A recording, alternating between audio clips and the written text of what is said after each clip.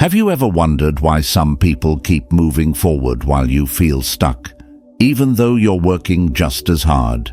The truth is, it's not the obstacles that hold us back. It's how we respond to them. Every time you complain, you're not just expressing frustration, you're reinforcing powerlessness. You're trading your strength for sympathy.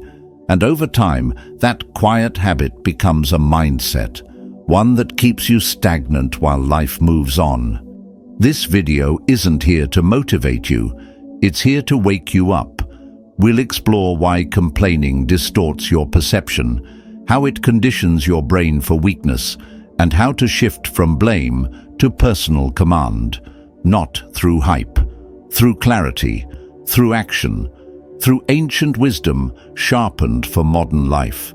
So if you're ready to stop spiraling, to focus on what you can control, and to reclaim your edge, stay with me, because this could be the moment everything shifts. Let's begin.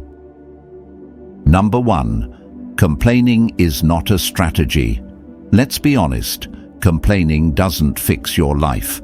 It doesn't open doors, solve problems, or move the needle forward. What it does is delay. It's emotional procrastination wrapped in the disguise of self-expression. You're not processing your reality when you complain. You're avoiding it. It feels like you're taking action, but in truth, you're choosing noise over clarity, drama over discipline. Every time you vent about your job, your relationships, or your so-called bad luck, you reinforce one dangerous belief, that you're powerless. And once that belief takes root, it doesn't stop there. It bleeds into your choices, your focus, your sense of identity. You slowly trade your fire for sympathy, and sympathy, as comforting as it may seem, is never a substitute for strength. Real power isn't loud. It's not reactive. It's the quiet discipline to stay centered in chaos and focused in adversity. That's the Stoic path. Marcus Aurelius never sat around shouting at the gods for the weight of the Roman Empire. He got up and carried it. He understood the truth. It's not your circumstances that define you. It's your response. And science echoes this wisdom. When you complain repeatedly, your brain wires itself for negativity. It becomes hyper-skilled at spotting problems, even when none exist. You start living in a self-made storm, always bracing for the next drop of rain, even when the sky is clear. That's not realism. That's a mental prison. So here's the shift. Stop broadcasting your frustration. Start observing it. When something disrupts your peace, traffic, rejection, a hard truth, don't rush to release it through noise. Pause. Ask yourself one question. What's in my control right now? That single moment of reflection is the line between staying stuck and moving forward. Instead of starting your day with complaints, begin with intention. Instead of reacting to an annoyance, reclaim your focus. You weren't built to be a sponge for every irritation. You were made to build your mindset, your discipline, your life. And that requires energy. Don't waste it on what doesn't serve your future. This is the essence of self-mastery. Choosing silence when noise is easy. Choosing clarity when chaos is seductive. Strength isn't found in your ability to speak. It's found in your ability to choose when not to. So the next time life throws its usual inconveniences your way, don't ask, "Why me?" Ask instead, "What would the man I'm becoming do in this moment?" Then do it, with resolve, without complaint, and above all, in silence. That's how power is built. That's how legacies are forged. Number 2. Silent complaints are the most dangerous. When was the last time you caught yourself complaining, not out loud, but silently, in the private corners of your own mind? Here's a harsh truth most men never face. Your loudest complaints are the quiet ones. Not the ones you shout, but the ones you whisper to yourself over and over again. This is unfair. Why do they have it easier? I'll never get ahead. They don't shout. They murmur. But they murmur all day. And over time, they don't just echo, they embed. They shape your lens, your belief system, your identity. You may look composed. You may show up to work, hit the gym, hang out like everything's fine. But internally, you're at war, and the enemy is cleverly disguised because it speaks in your voice. That's what makes it lethal. You stop seeing opportunities. You stop trusting your ability to adapt. You convince yourself that you're falling behind when you're just failing to lead your own mind. This is how strong men become quietly stuck. Not because the world broke them, but because they believed the subtle lies they never challenged. That's why this isn't just important, it's urgent. If you don't confront your internal dialogue, it will confront your potential. The Stoics said, "You have power over your mind, not outside events." That's not a metaphor, it's a strategy. Because if you're not commanding the voice within, you've already surrendered. And no amount of external calm can fix internal chaos. So what is a silent complaint? It's every thought rooted in comparison, regret, or limitation. It's when you replay your failures, not to learn, but to punish. It's when you frame yourself as behind instead of preparing to break through. Robin Sharma, once a high-flying lawyer, wealthy, respected, fell apart not because the world rejected him, but because his inner voice was relentless. It's not enough. You're failing. You're not who they think you are. And it broke him, not publicly, but privately, until one day he stopped obeying that voice and started training it instead. That's your challenge now. Begin with awareness. You can't master what you don't notice. When the inner spiral starts, pause. Don't argue. Don't run. Just ask, is this voice making me sharper or smaller? If it weakens you, cut it off. Replace it. Build a power phrase, short, sharp, and loaded with clarity. It could be, convert, don't complain, or what's my next move, whatever centers you. When the voice drifts, you respond, not emotionally, but with command. Reframe your internal script. I never catch a break becomes setbacks sharpen my edge. They're ahead of me becomes my timing is different, my path is deeper. You're not lying, you're leading. This is stoicism, not the absence of feeling, but the mastery of direction. Strength isn't venting, it's converting pain into power. And the men who lose that battle, they're not defeated by the world, they're defeated by themselves. So here's your task for the next 24 hours. Catch every silent complaint. Write it down. Then rewrite it with discipline, with intent, with truth. Do it until it's no longer effort, it's instinct. And remember, silence on the outside means nothing if your inner world is in chaos. Your true peace doesn't come from not speaking. It comes from owning the voice that does. Number 3, train your triggers or be ruled by them. Men who rarely complain aren't luckier than you. They're just more trained. They've faced one truth most never dare to examine. You're not angry at life. You're reacting to unresolved patterns buried inside you. That flash of irritation when someone cuts you off. The tension when your partner says the wrong thing. The frustration when plans fall apart. These reactions feel justified, but they're not about them. They're about you. More precisely, they're about the unhealed trigger inside you that just got touched. And here's the catch. If you don't identify and defuse that trigger, you'll keep pulling it yourself, over and over, then blaming everyone else for the explosions. This is why you can't afford to ignore your emotional patterns. You can't break the habit of complaining until you face what's really driving it. Most men are walking around like emotional tripwires, wired with old pain, shame, or chaos, and the smallest thing sets them off. Not because the world is cruel, but because no one ever taught them how to trace a reaction back to its root. This is where Stoicism hits deep. Musonius Rufus, a lesser-known but profoundly impactful Roman teacher, told his students to examine the cause of every agitation, not outside, but within. When you feel anger, jealousy, or shame, don't point outward. Ask, what old wound did that just press on? That's the work. That's the reset.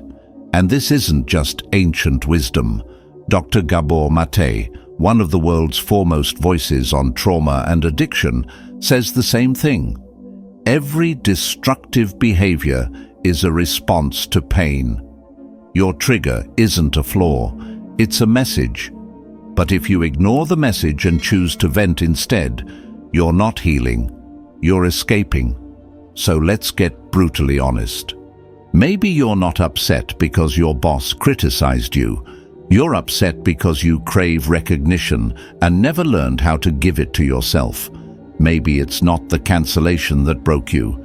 It's the deeper belief that being chosen equals being worthy. Maybe it's not failure that hurts.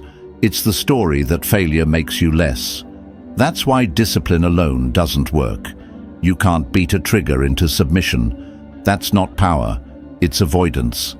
Real strength is when the trigger fires. And you don't. You breathe. You stay grounded. You respond with clarity instead of react with chaos. That's the Stoic way. So here's the method.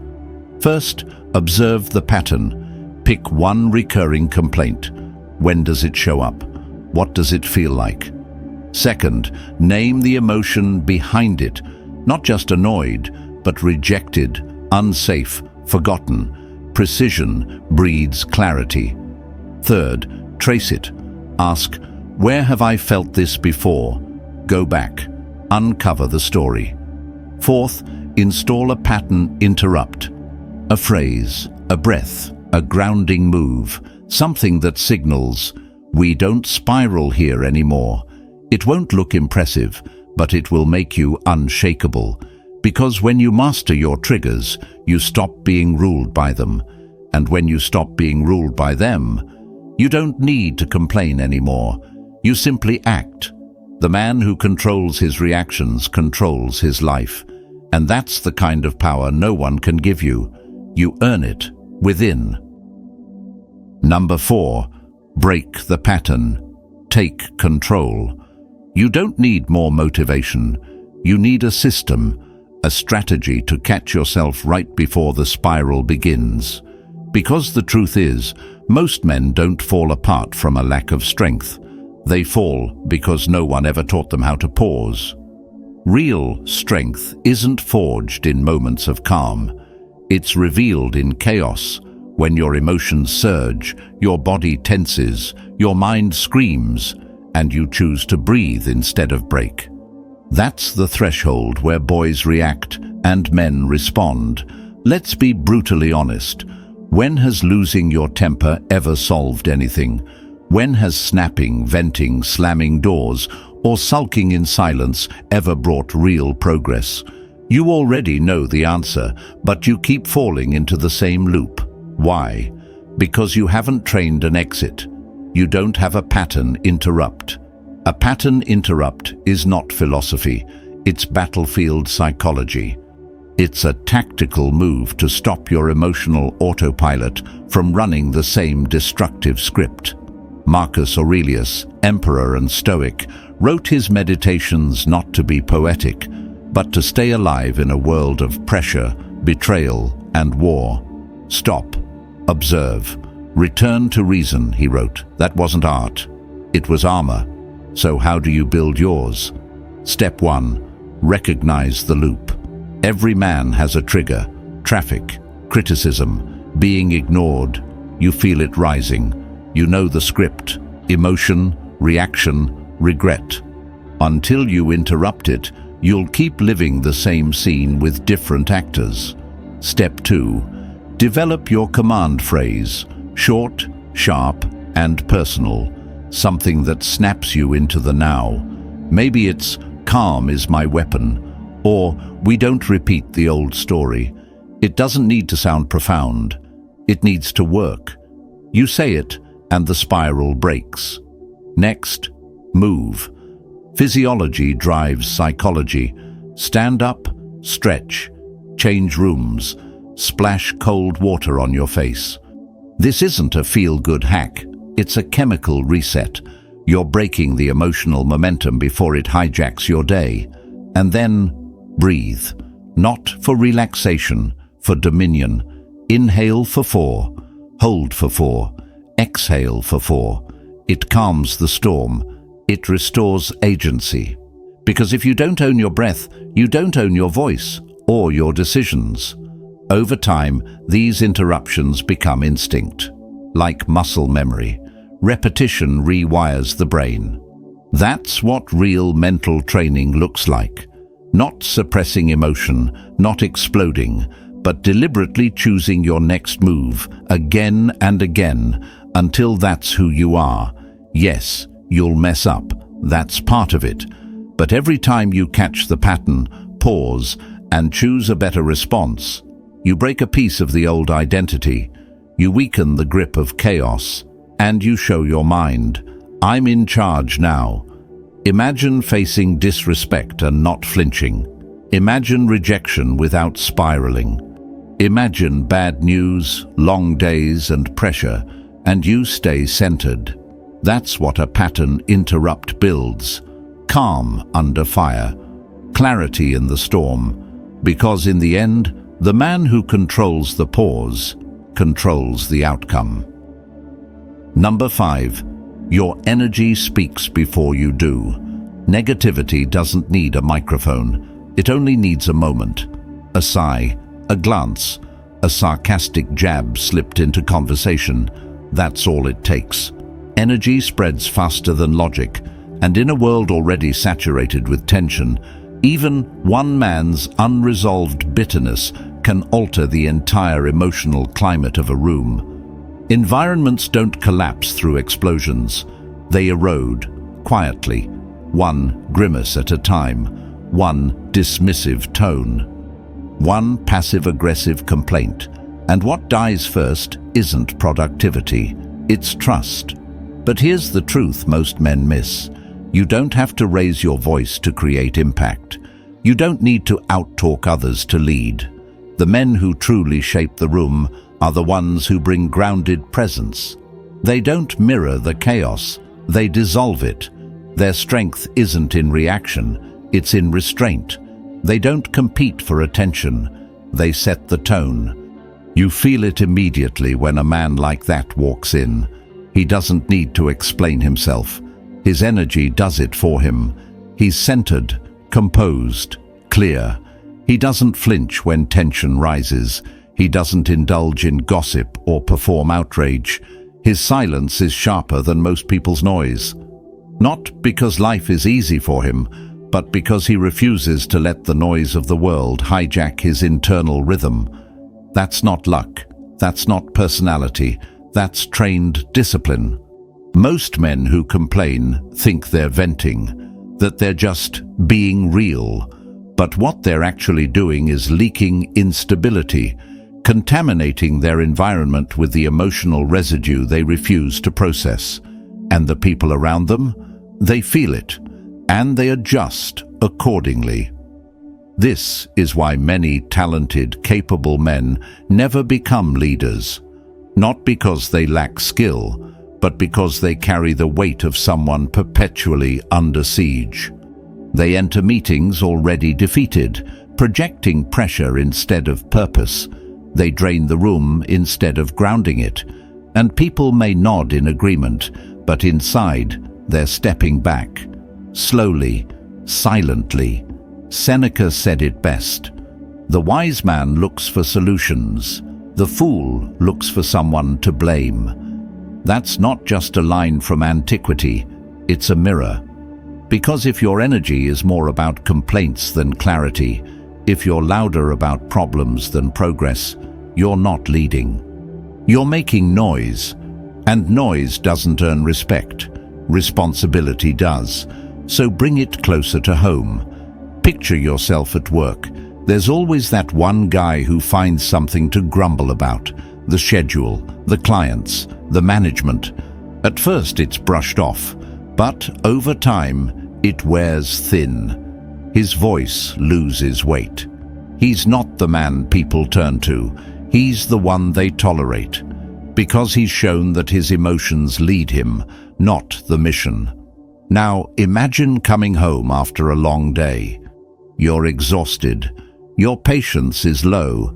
You don't raise your voice, but your tone is clipped. Your presence is heavy. You think you're managing it, but your family feels it. They absorb it. And the space shifts, subtly but significantly, not because of what you said, but because of what your energy said for you. Now flip the script. Be the man who brings clarity, not chaos. The one whose stillness steadies others, who speaks less but means more, who listens before he leads. That's not weakness, that's power, refined. And in any storm, that's the kind of presence people gravitate to, not because they have to, but because they trust it. So how do you build that energy? With one word: gratitude. Not the shallow, smile-through-it kind. The real kind. The kind that's practiced with precision. Every morning, write down 3 specific things that worked yesterday. They can be small. I kept my cool during that tense moment. I honored my word. I focused when I didn't feel like it. This isn't fluff. This is focus training. You're teaching your brain to scan for strength instead of slipping into complaint. Over time, this rewires your presence. You stop leading with pressure and start leading with poise.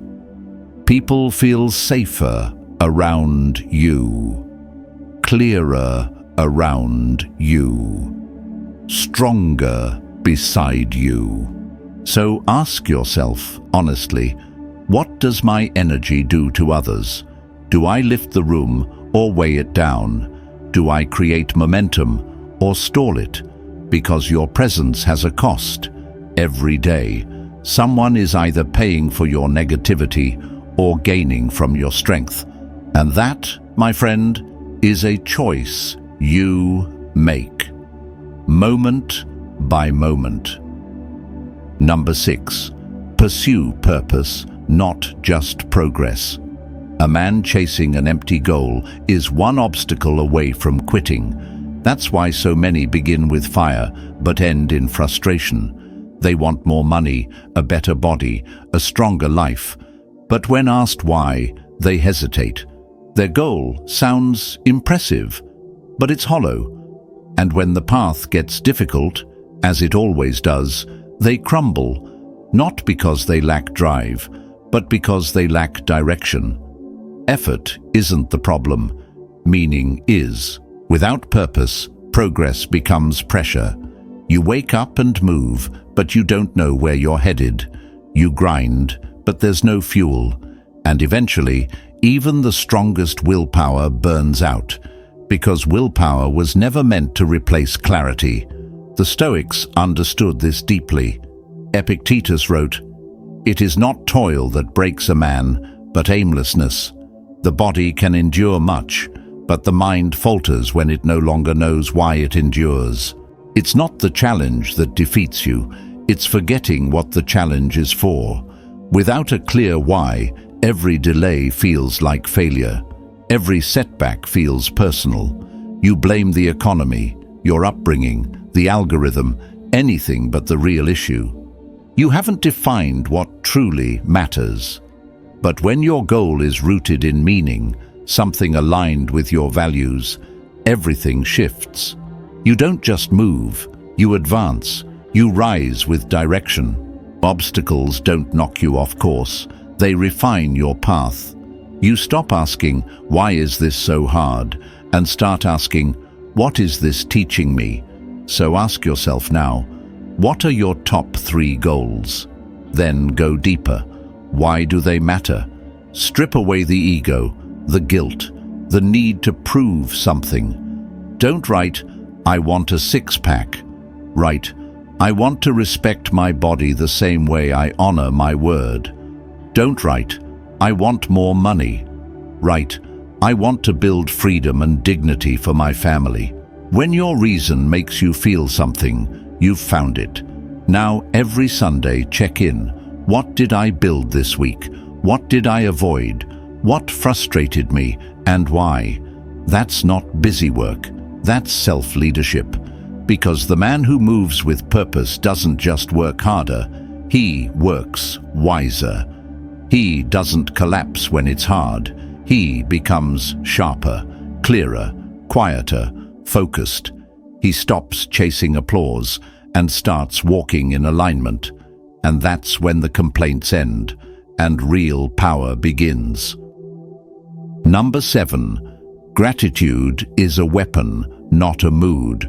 You cannot complain and be grateful at the same time. Your brain doesn't do both. It picks one. So every time you focus on what's missing, what's unfair, or what hasn't arrived yet, you're choosing to ignore what's already strong, already working, already yours. And that choice isn't just emotional, it's neurological. The human brain cannot operate in survival mode and gratitude mode at the same time. One will dominate. Which is why gratitude isn't about being soft or spiritual. It's about taking back control before your mind takes you under. Most men underestimate the power of attention, not because they don't have it, but because they've never trained it. You wake up thinking about what you lack: time, money, validation, and your brain begins filtering every interaction through that deficit. You scroll social media and see reminders of where you're not. You look at your partner and find flaws instead of connection. You walk into work already weighed down, not because life is broken, but because your lens is. This is where Stoic gratitude flips the script. It's not a feel-good ritual. It's not blind optimism. It's a daily discipline. A strategy to realign your attention with your strength, not your fear. Because the man who can control what he focuses on, especially when things fall apart, controls his mood, his energy, and his decisions. The Stoics didn't teach gratitude to feel better. They taught it to stay sharp. Marcus Aurelius wrote not about beauty and blessings, but about betrayal, fatigue, disease, and loss. And still, he reminded himself, be grateful anyway. Not because he was naive, but because he understood. Bitterness clouds judgment, and gratitude clears it. Science agrees. Practicing gratitude consistently activates the brain's reward circuitry, boosting dopamine and serotonin while reducing cortisol. It strengthens your prefrontal cortex, the same region responsible for self-control, focus, and long-term thinking. In short, gratitude doesn't just improve your mood, it enhances your ability to lead yourself, but only when you train it. So make it real. Stop with the generic, "I'm thankful for my health" lists. That's autopilot. Instead, aim for precision. At the end of each day, write down 3 specific things you're grateful for and exactly why they matter. Don't just say, "I'm grateful for my friend." Say, "I'm grateful that David checked in after a rough day. It reminded me that I'm not doing this alone." The details matter. That depth rewires your brain. Most men won't do this work. They'd rather stay angry. It feels more powerful. But That power is an illusion. Complaint is momentum in the wrong direction. Gratitude, when practiced with discipline, gives you power without pressure, focus without fear, clarity without collapse. So the next time your mind starts spiraling, don't run from it and don't unload it. Just ask, what's still working in my life that I've been too distracted to notice? Then write it down, make it real. Turn that clarity into armor, because gratitude isn't a passive feeling, it's a system. And for the man who trains it daily, it becomes an edge no hardship can dull. Number 8. Hardship is training, not punishment. A man with a growth mindset doesn't see hardship as punishment. He sees it as training. While others resist adversity, he enters it. While some curse the storm, he studies it. He leans into resistance not with bitterness, but with clarity. He asks the question that separates the strong from the stuck. What is this building in me? That single shift changes everything. Because adversity is not optional. Life doesn't pause for your preferences. It doesn't soften just because you're tired or overwhelmed, but it does offer something. Every challenge is a test of interpretation. A fixed mindset says, this shouldn't be happening. A growth mindset replies, good, let's go. And that moment, that's where complaining ends.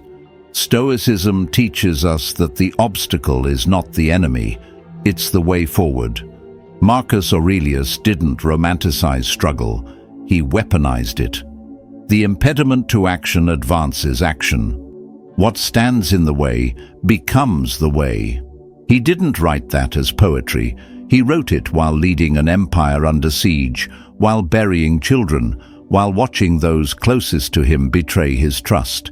He didn't escape difficulty, he used it. But today most men panic at minor friction, traffic, deadlines, plans falling through.